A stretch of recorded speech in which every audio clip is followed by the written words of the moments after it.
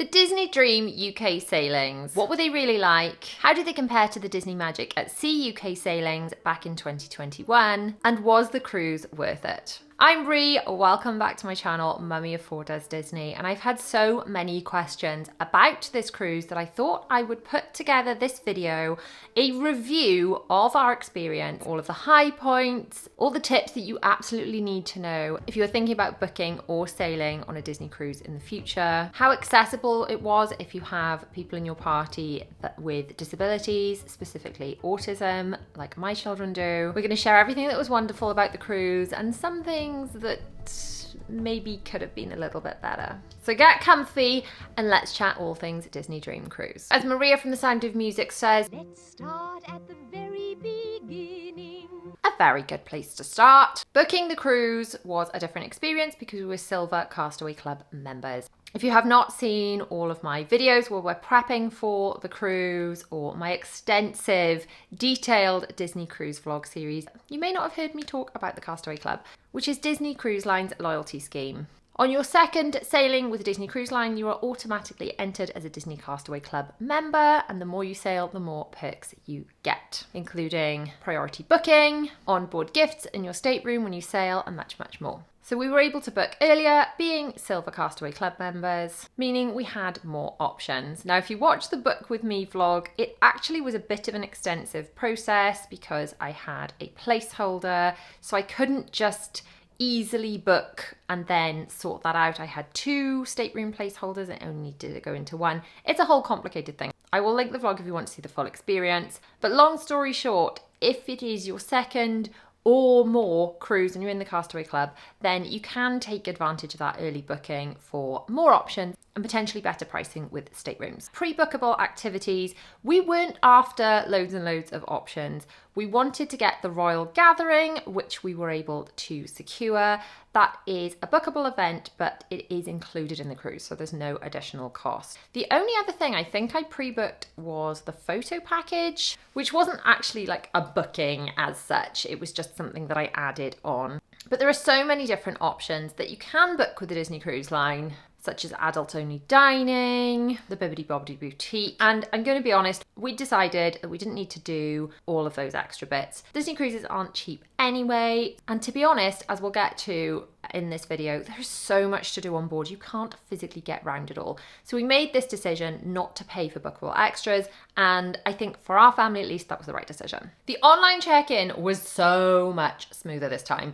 I vlogged both experiences. Back in the Disney Magic, I think I started at 5 a.m. when the online check-in opened on our online check-in day, and your online check-in date depends on your Castaway Club status. And obviously the earlier you check in, then the better port arrival time you're going to get, and you can basically get on the ship earlier. So for the Disney Magic, the online check-in was a little bit of a nightmare, and I think I started at 5 a.m. and it finished after lunch. It took me a really long time. For the Disney Dream, William, my little Wikipedia who knows everything about Disney, got up to do it with me. He was a proper little trooper. We managed to get through it all really, really quickly. My auntie and uncle were also sailing with us, but they were not Silver members, they were first-time cruisers, so we had to check them in on a separate day.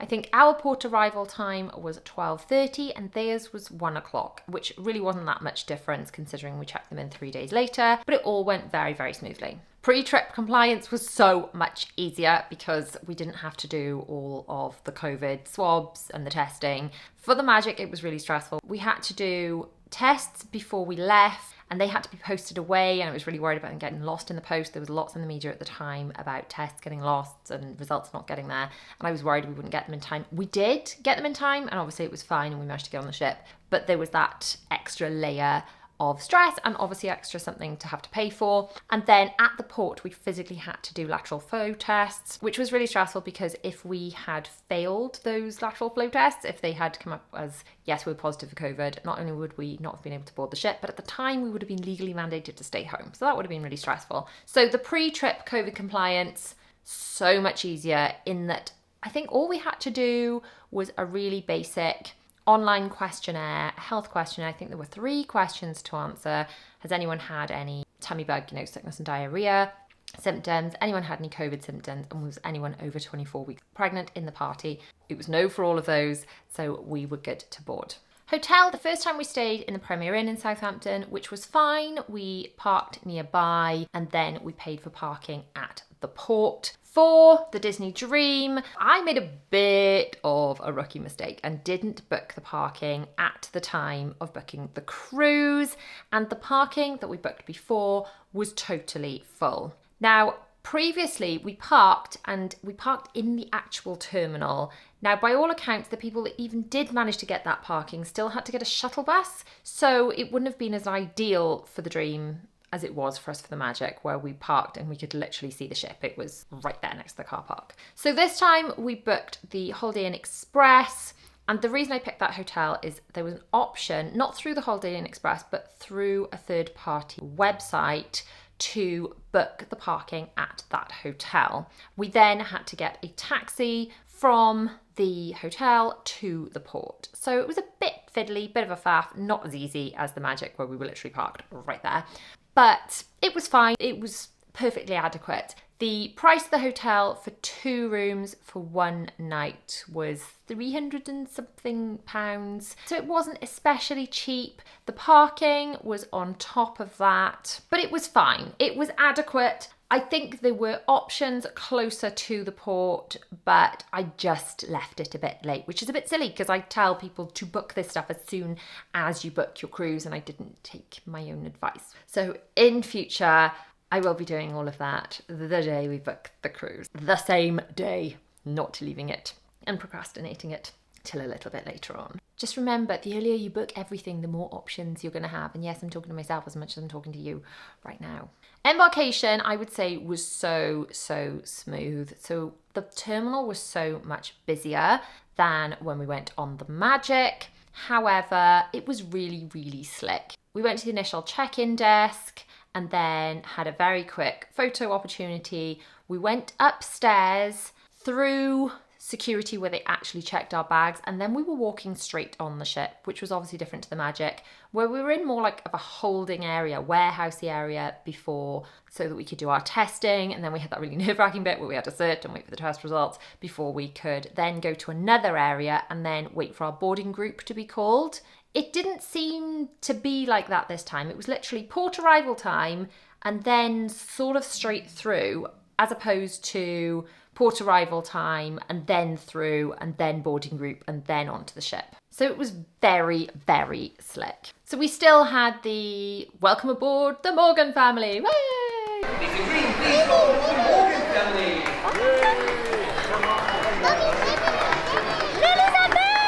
Which is always so lovely when you board a Disney cruise. However, we were not this time greeted by Mickey and Minnie for a welcome show. Now, the Disney Magic was our first cruise and it was a COVID cruise. So I'm assuming they did that little show for us and for everyone that got on the ship, because you weren't able to do as many face-to-face hugs and character meet and greets and autographs and things. So I'm assuming that was like an instead of thing. It was a lovely way to be welcomed on board, but maybe that's why they had to do those very specific boarding group, because a boarding group was enough people to fill the atrium to watch the show before the next boarding group went on. So obviously that show element did slow down the boarding, but then they didn't have as many people to get on the ship because it was a COVID cruise. The ship itself felt so different to the Magic and yet so familiar. The decor and the feel of the ship was so very similar. Even the smell of the ship. My youngest, Zara, who is 6, the first thing she just commented on as we got to the ship was the smell. It was the cruise smell. Not the smell. It's the cruise smell. It smells like the cruise. It does. So there was that really lovely familiarity, yet it seemed that much bigger, slightly more upscale, kind of more grand than the Magic, but then it's a newer ship and it is a much larger ship. So yeah, I think that's the best way to describe it. Familiar yet different. So nice that there were different things to explore, yet it felt kind of comfortably warm and familiar. So the first thing we did on board was go to the welcome aboard lunch, which I can highly recommend. On the Magic, we just went straight for self-service, but the welcome aboard lunch was fantastic. It was a really great way to just get on board and kind of sit and chill a little bit while also being very excited. I think the general theme of the first day or two, if not the whole cruise, was it's all just so very exciting. The welcome aboard lunch has a specific menu, which will differ from ship to ship, but by all accounts, the menu for the Dream has stayed pretty consistent for a number of years. We had some delicious meals. Make sure you check out the Embarkation vlog for full details. And I know I had lots of messages from people after we got off the ship when they'd seen the vlog saying, oh no, we didn't know there was a welcome aboard lunch. So yes, the welcome aboard lunch on the Dream was in Animator's Palette, which is in the aft of the ship. There's also a concierge welcome aboard lunch that was in the Royal Palace, but obviously that was just for concierge guests. But definitely check out the welcome aboard lunch. If you are boarding a ship that is not the Dream, then by all means email Disney Cruise Line or ask a cast member as soon as you step on board to find out where the welcome aboard lunch is going to be on your ship. So the staterooms were slightly different to the last cruise. Last cruise, my eldest came with us as well. He didn't want to come this time, he was busy. Last time we booked, we had 2 staterooms between the 6 of us and they were interconnecting staterooms. Now we could have had 2 inside staterooms that were interconnecting if they had been available, but at the time I was trying to book, I just couldn't get them. They would have been a cheaper option and they were actually what I was looking for, but I couldn't get them. So we had 2 interconnecting veranda staterooms on the Magic, which were beautiful. And it was really lovely. We put the children in one room, we had the doors open, and then my husband and I slept in the next room, but it was like, in effect, they were, in the same space as us. And we chose that option because you could not fit 6 people in one stateroom.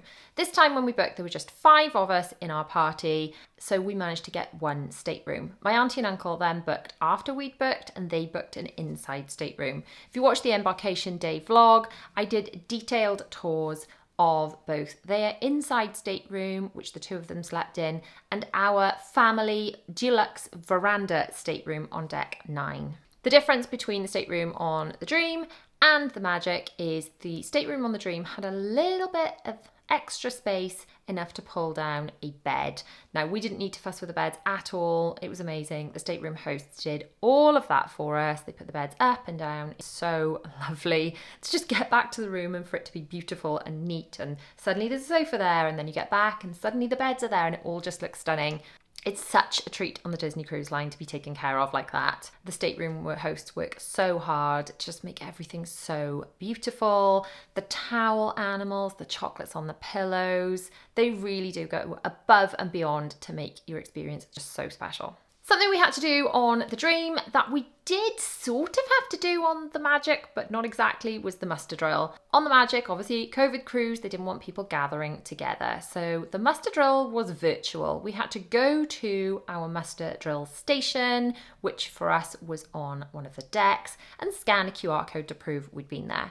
We then had to watch a video from our staterooms, so I guess everyone was doing the same thing within their own staterooms, and that meant people weren't congregating. As this was a normal cruise as opposed to a COVID cruise on the Dream, then we had to do the normal muster drill, which meant everyone on the entire ship had to attend their specific muster drill station, and then they inform you of the safety protocol, which is if you hear the big alarm go off, then you go to your own stateroom, you get your own life jacket, and then you go to your muster drill station, which for us was the Buena Vista Theatre, which is basically the cinema on board the Dream. Every single person has to bring their Key to the World card, which is basically your card that does everything for you on the ship. It's how you pay for things, how you prove your identity. It's how you get on and off the ship and prove who you are.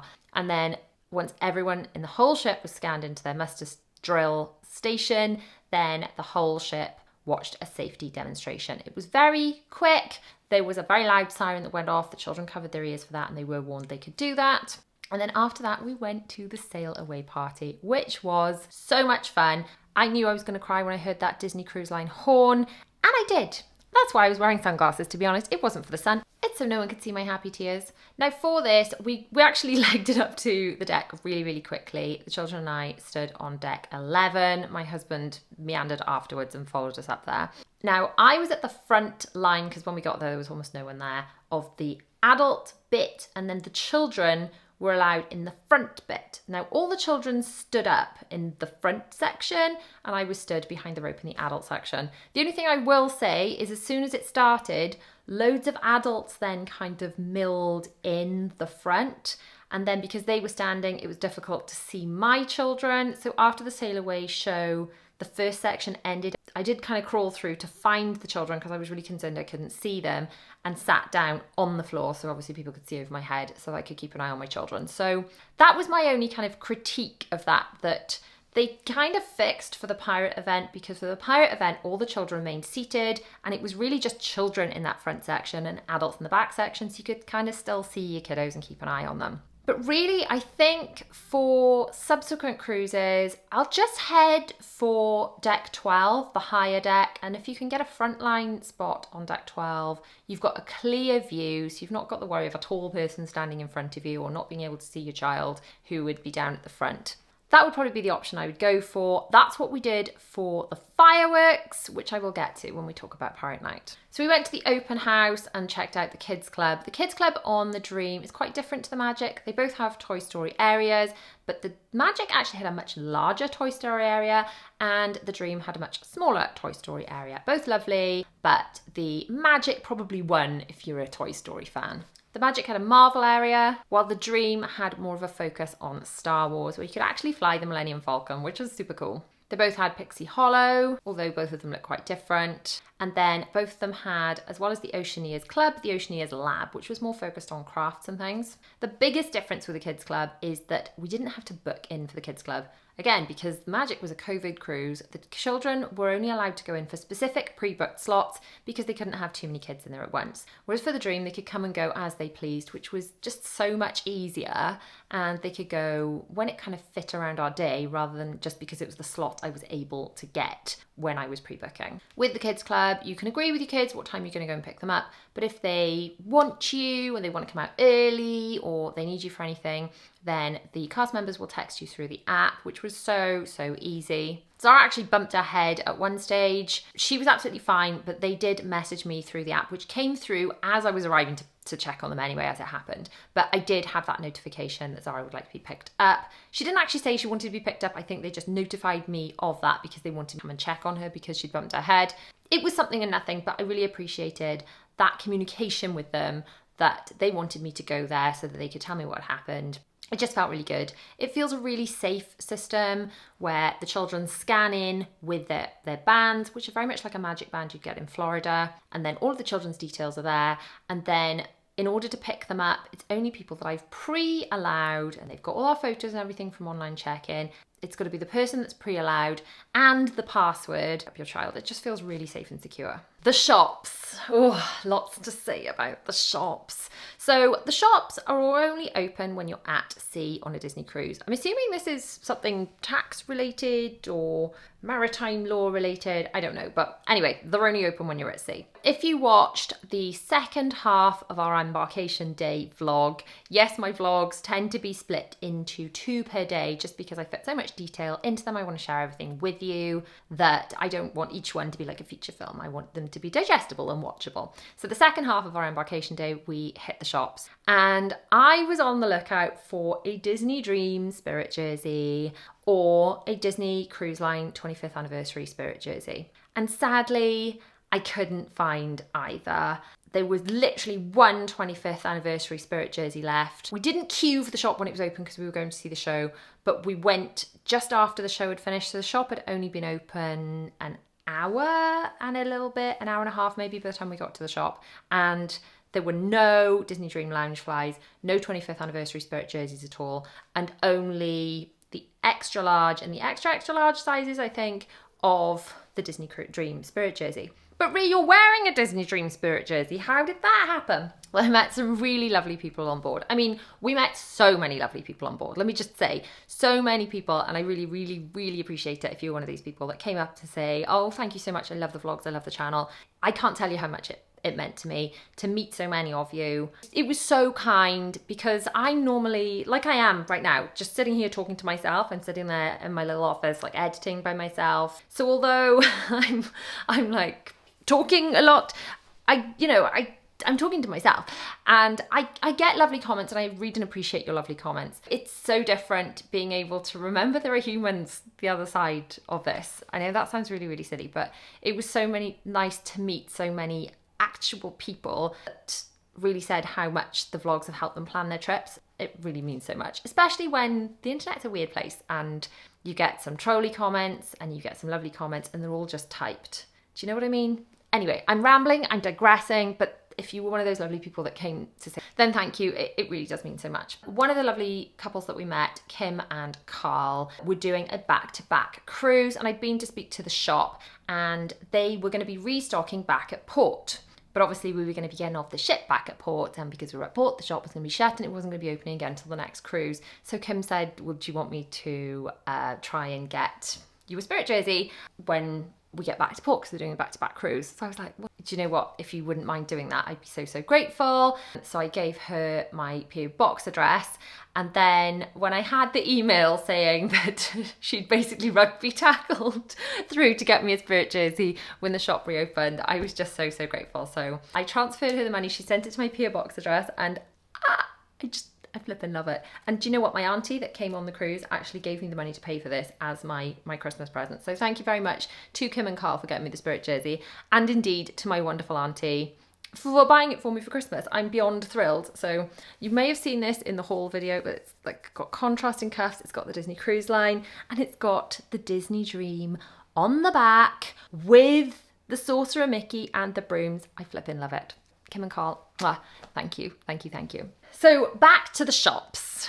The merch on the Disney Cruise Line, I've got to say, with the magic, I assumed it was a COVID issue. I assumed it was an issue with not being able to have much stock because of COVID, because the whole world was kind of shut down and a bit weird. I was really surprised when the shops felt so stripped so early on in the cruise.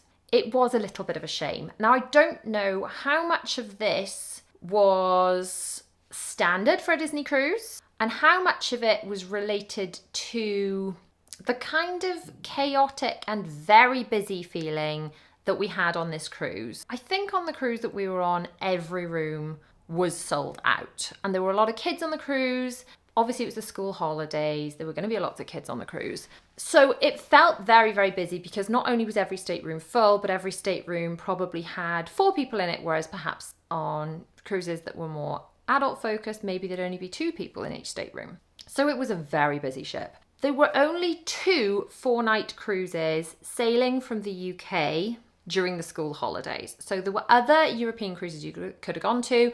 You could have flown to Barcelona and done a Mediterranean cruise. You could have done a fjords cruise, which was 7 nights, or you could have done the transatlantic. I mean, how amazing would that have been? Back over to America. But obviously for families, the 4-night during the school holidays were more affordable than a 7-night cruise, because it was last night, and you didn't have to worry about taking the kids out of school. So they were going to be really popular, and it's going to be a more affordable option than flying over and sailing from Port Canaveral, because you haven't got the cost of all the flights. Now, going from what others have said that have sailed on other normal cruises from America, a lot of the other people I bumped into were looking around and saying, Ree, it's not normally like this. The other ships, or even this ship, when they sail from other destinations, are not this chaotic. You don't normally get the queues and that kind of feeling of urgency that was very much on this cruise. There was a queue for Stitch on the cruise we were on that apparently people were still talking about on the cruise afterwards because it was so mental, and subsequently Stitch did not come out for that cruise because it caused so much chaos on our cruise, apparently. I don't know how much of the shops being stripped was a result of this kind of urgency feeling from these UK sailings, and I've got to say I'd be really keen to try a cruise that did not sail from the UK to compare and contrast. I would be really keen. And if you have sailed on the cruises that we were on, or if you've watched the vlogs and you've sailed on other Disney cruises, I'd love it if you'd sound off in the comments and let me know your thoughts on the differences. And was it calmer on the non-UK sailings that you sailed on? But that is what I've heard. So getting back to the shops, a lot of the merch was amazing. They didn't have Captain Mickey or Captain Minnie plushes on our cruise, but they had lots of the other gang in the cruise plushes. They didn't have the Spirit jersey, although I was lucky enough to get one eventually. And actually, it means so much more that, you know, that a lovely subscriber went to get that for me. It really does. The key items were gone very quickly. Now, what my husband said, which made a lot of sense actually, was why don't they just let you pre-order them? You know, when you're doing the online check-ins, Disney Cruise Line, I mean, you probably don't even know who I am. Disney Cruise Line, I don't think even knows I exist. A lot of people are like, do you get the cruises for free because you do this? No, I do not. We pay for them ourselves. Disney Cruise Line doesn't know who I am. If by some miracle then they're watching, or someone who knows them, then, you know, just give them this idea for me.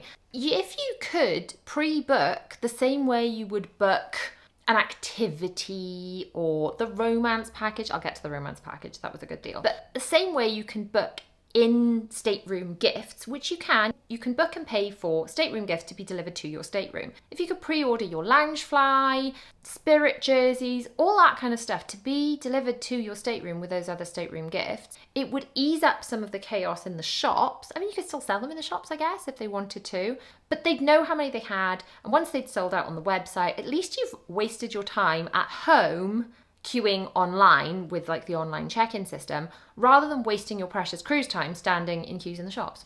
Just an idea, putting it out there. Who else thinks that's a good idea? I'm not taking credit for it, that was my husband, but I actually think it was quite a sensible one. They probably don't do it because it's a lot of extra work, I guess, but I do feel like it would ease some of the congestion that was caused on our cruise. But then maybe if it's not always that mental and they don't always sell out and get stripped of all the merch like that, maybe it's not necessary. But I'd love to hear your thoughts down in the comments. So character meets. Obviously with the Disney Magic, it was appear and wave. You couldn't get too close to the characters. Anyone over the age of 11 was wearing a mask indoors. It was a weird time. And I don't regret doing that cruise at all. It was a wonderful introduction to Disney for my children. And Zara, who was only 4 at the time, it probably suited her actually to just appear and wave at the characters because she was warier back then. She loves all the characters now and hugs them all. But back then, it probably suited her down to the ground. Obviously, hugs and autographs were back, which was amazing on this cruise. But I feel like we had more character interactions on the Magic. Obviously, there were fewer people, and the appear and wave, everything felt so fluid and so easy. On the Dream, there was a lot more queuing. My children don't do well with queuing. Now, normally in Walt Disney World, you can use DAS, which is the Disability Access Service System. I can never remember, but it's called DAS. I have got a whole video explaining all of that. And then in Disneyland Paris, we use the Priority Access System, which the two systems are quite different. I've got videos on both and they fully explain everything about them that you need to know over in those videos. But basically, long story short, they're for people that struggle with queuing for whatever reason. There are different ways to prove your eligibility for both, which I won't go into now. But there is no similar system for DAS or priority access for people that struggle with queuing on the Disney Cruise Line. Now, I was obviously a little concerned about this because my children do struggle with queuing. And the general feedback, again, I've got from like repeat Disney cruises is normally you wouldn't need it on a Disney cruise because normally it's not as mental as it was on the Dream. And people that have cruised on other Disney cruises have never seen queues for characters like that. It normally feels a lot more fluid and easy. So again, I'd be really curious to see the difference on a non-UK sailing, and I'd be really interested to see how Disney Cruise Line handles that next time, because in their defense, they may not have been prepared for how all us Brits that love a queue were gonna love to queue on the ship. So I'd be interested to see how they handle that differently next time, whether they do more pre-arranged character meets perhaps, maybe a bit more like the Royal Gathering. I don't know. I'd just love to know that, and I'd be really interested to find out how they handle that next time. The slides on the Dream were quite different. We didn't actually get to ride the Mickey slide, which is the yellow slide, because it was closed when we did our pool day. We did do the yellow slide on the Magic, which was lots of fun. Zara was tall enough on the Magic, but didn't fancy it. Zara was not tall enough for the Aqua Dunk on the Magic. And I've got to say, the Aqua Dunk looked flippin' terrifying. William did it. You literally had to like close your arms over your chest, get shut into a tube. And I just remember William going, oh no, as the tube closed around him. Oh no! And then the floor drops and you get shot over the side of the ship. It's kind of terrifying.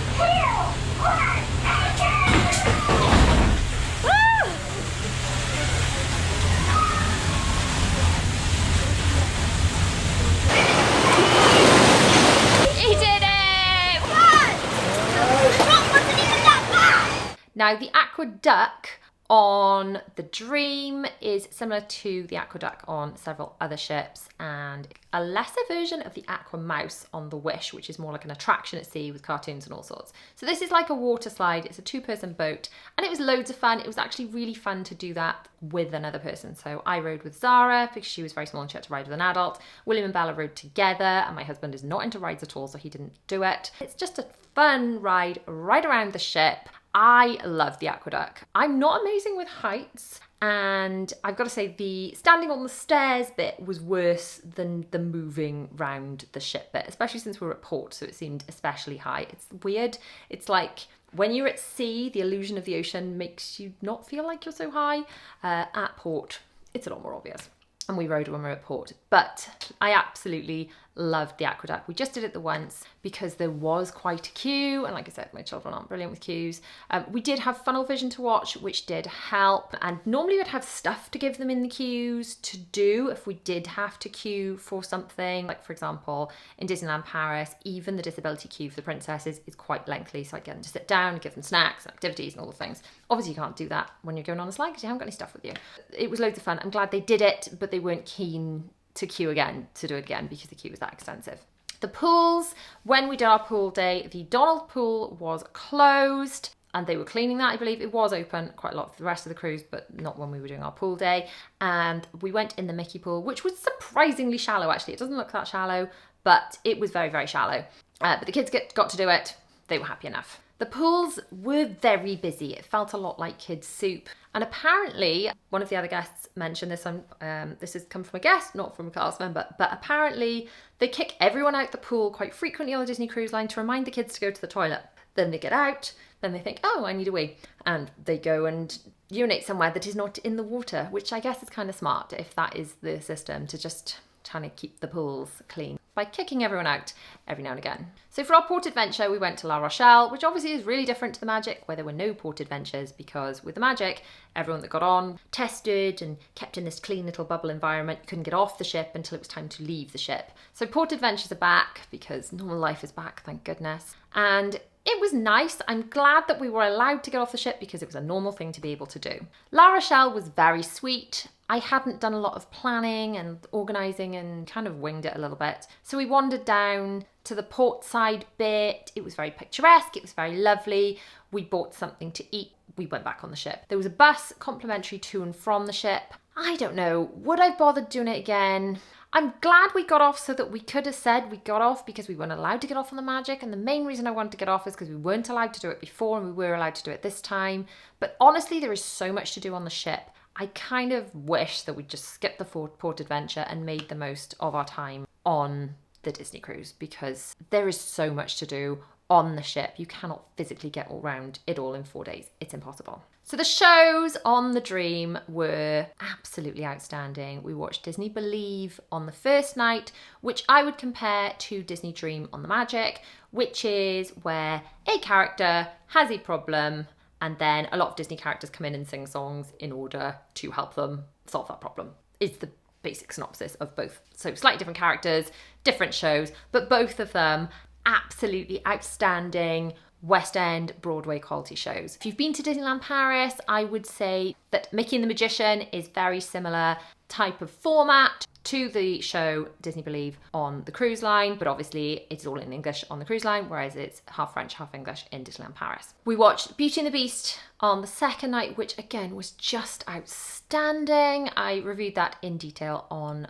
the vlog. I would compare that to the Tangled show on the Magic in that it was a show based on a Disney movie that followed the same plot. There were some slight tweaks in Beauty and the Beast, sort of a hybrid between the live action and the cartoon version, but all in all, it was the Beauty and the Beast story, just as the Tangled was the Rapunzel story. And then we also saw the Golden Mickeys on the Dream, which I've got to say, I didn't have any expectations for the Golden Mickeys, but it absolutely blew me away. So it was set up like the Oscars, but the Golden Mickeys were like the award ceremony, and it was just fantastic. I was blown away by it, just blown away. So every night of the cruise was a Broadway quality show.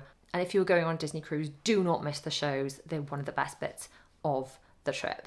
And if you add up how much it would actually cost you to buy a West End ticket and you add that into the price of your cruise, you can see that a cruise is not cheap, but it's pretty good value for what you are getting. So Pirate Night. Pirate Night, again, we didn't have on the Magic because they couldn't have people congregating together. We had it on the Dream and it was absolutely outstanding. We had a repeater restaurant, so we were back in Royal Palace and everyone ate on night 3, which was Pirate Night, at the same place they ate on night 2, but with a Pirate Night menu. Everyone went all out with dressing up, like all the guests as well as the cast. There were so many amazing pirate activities. They were massive queues for the characters. That's the only thing. Like, we got to, I think, the Jack Sparrow queue 5 minutes after it opened and they'd already closed the queue because it was too full. Pirate Stitch was queuing around the ship. Captain Hook was meeting. So we didn't get to meet any characters, sadly, in their pirate meet and greet outfits. It was just a bit too busy and overwhelming for my children. But still, we still managed to really enjoy Pirate Night. So the fireworks were on Pirate Night. We dashed up from our dinner as soon as we'd finished it up to deck 12 where we went to try and watch the fireworks. My husband and my auntie and uncle dawdled off and watched it from somewhere else. We didn't get an amazing spot for the actual fireworks, but it wasn't too bad because they were in the sky. And then a little area opened up because they had a certain section where the fireworks were going off that was closed off to guests, obviously for safety. And then as soon as that opened, we managed to move around and the children had a much better view then for the show. Oh, but I almost forgot to discuss, there was a pirate show earlier on in the night before dinner. So the pirate show was so much fun. I did touch on this earlier when we talked about the Sail Away party. But again, the children were in the very front and I was standing behind the rope. And again, we got up there quite early, so we got pretty good spots. I gave Will the GoPro for the pirate night when I realised the kind of format. So he got some pretty cool footage, some pretty up close footage of Mickey and the gang in their pirate stuff from way down the front.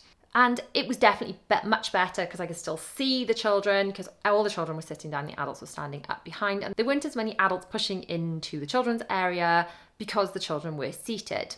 I guess if it's that kind of system, then maybe try deck 11. But I think in future, if we were to do it again, I would just head straight to deck 12. And I'd aim to position the children on the railings close to the front as possible so they'd have an unobstructed view of the show. And to be honest, Zara doesn't like getting too close to pirates, specifically scary ones like Captain Hook, so that would have suited her better from up there anyway. The adult area, we spent a little bit more time in on the Dream than in the Magic because the children were in Kids Club a little bit more. My favourite spot was up on deck 13 in the aft of the ship. It was absolutely quiet and gorgeous up there. One thing I think we did on the Dream that we didn't really do on the Magic, we left the Magic not having drunk our alcohol allowance. We were allowed to take on 2 bottles of wine per person, per adult anyway. And I think we gave some of our wine away to another guest because we hadn't drunk it all. But on the Dream, what we realised is you can take your drinks wherever you want. So you can pour your drink in your stateroom, and if you want to take your glass of wine that you brought with you on the ship up to the adult only area, then you're allowed to do that. We did that a little bit more on the Dream, and I don't know why we didn't think of it on the Magic, to be honest. Room service was something we forgot to do on the Magic, and we absolutely did on the Dream, and it was so worth it. On the first night, I was very tired. I could not find the room service slip that you're supposed to fill in to put outside your room for breakfast. Now, on the Magic, we could have done this. We just went for breakfast every day. But I found the children were so excited to go and find characters and do all the fun things. They didn't necessarily want to stop and go for a sit-down meal that early in the morning. So this time, I got room service every day other than the first morning because I couldn't find the slip on the last night. It was in the little drawer, the centre drawer in the dressing table. So if you can't find yours, try looking there.